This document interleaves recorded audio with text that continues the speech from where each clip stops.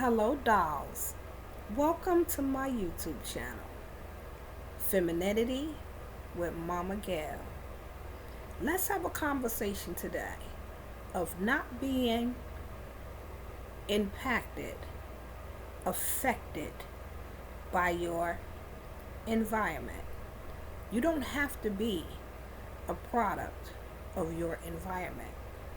Young lady, if you decide that you are going to walk this feminine journey, don't let nobody stop you from working on you.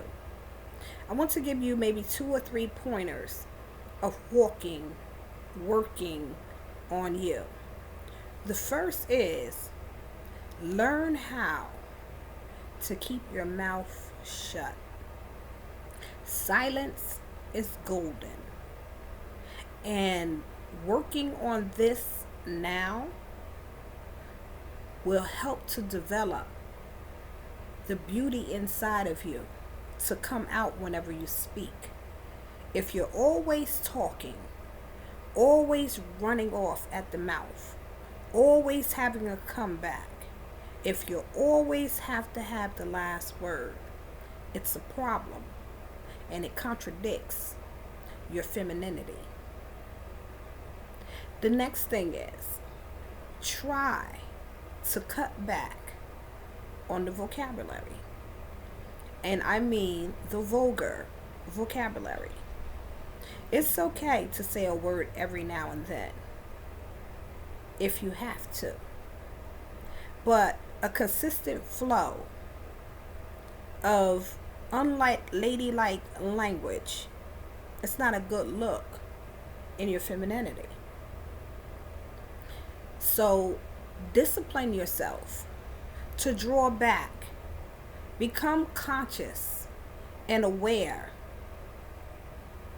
of the fact that you use these 4-letter, 5-letter words unknowingly. And as you are conscious of it, you'll draw back. The same thing with your vocabulary, with the silence. Whether how much you speak. If you draw it back, you will see change within yourself. Now let's talk about you not being a product of your environment. Just because you grow up somewhere, just because you live somewhere, it does not mean that you have to be what everything else is and be how everyone else is. People may not want to see you break out of who you used to be because they've gotten comfortable with who you were rather than who you decided you want to become. Stepping out of your old and into femininity is a walk. It's a journey. But just like anything else, you have to put in the work. You have to be determined to change and want this change. Not for a man, not for anyone else but you. Because you want different results in your life. You want different things in your life. So as you walk and become more feminine, it's not going to happen by osmosis. It's not going to happen by a change of clothes. As you work on your physical appearance on the outside, and you begin to discipline yourself with silence, learning how to draw back, not having to have the last word, and sometimes not having a comeback, period. Just saying okay and being okay with it. The more you draw back, you'll see that some silence is golden. And you don't always have to fight your battle. You don't always have to plead your case. You don't always have to use 4 and 5-letter words to get your point across. When you are a lady and you begin to work on the core of your being, it'll ooze out of you. And that favor that was hidden down on the inside of you, people will come back and have to apologize to you because you knew you were right, but because you decided not to fight and dispute and make it known, I knew I was right. I was right all along. You don't have to do any of that. A lady never does that. And when they come back to apologize, they'll come back humbly to apologize because they're apologizing to a lady, not to a know-it-all. And if you have to get the last word, and you have to be the one who says, oh, I'm right, this, that, and the other, they're never going to come back and apologize and tell you you were right. As you walk this walk, you're going to see a difference in the way that people treat you when you humble yourself, when you silence the need to be right, when you silence the vulgar vocabulary within you. People will talk to you with respect. They will respect you because you're learning to respect yourself. And even with you working on yourself from the inside, just with those two things, there are other things that have to be worked on. And you will begin to work on them because you're becoming more feminine conscious. And becoming more feminine conscious is causing you to grow and for your light to be turned on from within. And it is the light that's going to shine through you and out of you and light up everywhere where you are. Even the environment that you may live in. You say, oh, I grew up in the projects. Oh, I'm growing up in the projects. There's nobody who's feminine around me. Oh, I live in the 4th Ward. I live in a rough neighborhood. I live, in an area where people are just straight street and hood, and I'm afraid to change, and I'm afraid to do something different because they're going to bully me and pick on me and beat me up and things of that nature. Sweetie, if you are determined to work on you, and you decide that you want to be a lady rather than anything else, work on you. It doesn't matter about your environment. It doesn't matter about the filthiness of everything else around you. It doesn't matter of all of the hood, ghetto stuff that may be going on around you. Work on you. You bring light to wherever you walk.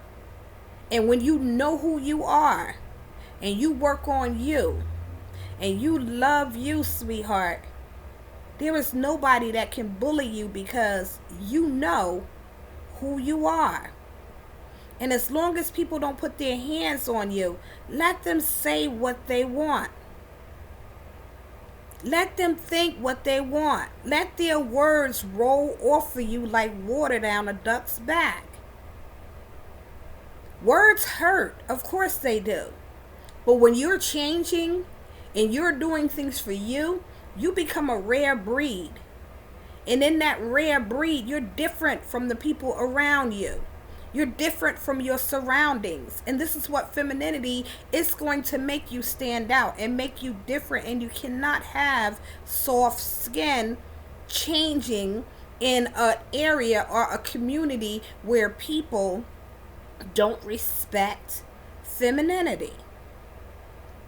So let me tell you a little story, sweetie, to encourage you. Have you ever heard of the lotus flower? If you haven't, you can Google it, but I'm going to tell you. A lotus flower grows in a murky, stinky, muddy, swamp-like condition. A lotus flower is the most beautiful flower you will ever see. It is so beautiful and so sacred that people believe that it has spiritual symbolism, spiritual meaning behind the flower because its environment is filthy. Its environment is stinky. Its environment is swampy and murky. It grows up from the swamp, out of the swamp, and penetrates to the top. And it's beautiful, shining, radiant, colorful. Whether it's white or it's blue, there are different color lotus flowers, but it's beautiful. And out of a swampy, muddy, dirty situation area, there stands this lotus flower. You are a lotus flower, my sister. Blossom and bloom right where you are. Nobody can't go to a lotus flower and say, we don't want you here. It's gonna blossom and bloom daily. And another thing about a lotus flower, it goes down, back down into the swamp by night and pops up daily without dirt, without water or anything on it, clean, just like it had never just arisen out of a swamp. Murky, dirty, filthy, stinking water. It has a coat, a radiance about it that shines and causes everything around it to pay attention to the beauty of its presence in such filth and dirt. It's rare. So where you live at, where your environment is, where you're growing up, don't let that stop you from being a beautiful lotus flower. There is purpose in you becoming the feminine woman that you desire to be. And there's so much more that I could talk about, but I'm not going to.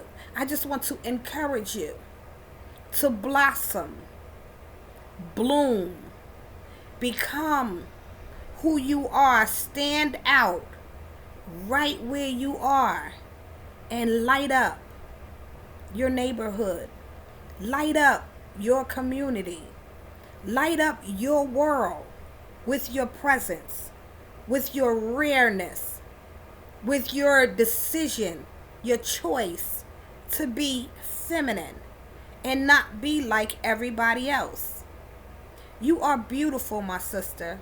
Let your light shine right where you are. You beautiful lotus flower. I pray that this encouraged you. Have a blessed and prosperous day. I am Mama Gail, and I look forward to spending more time with you. Thank you for listening.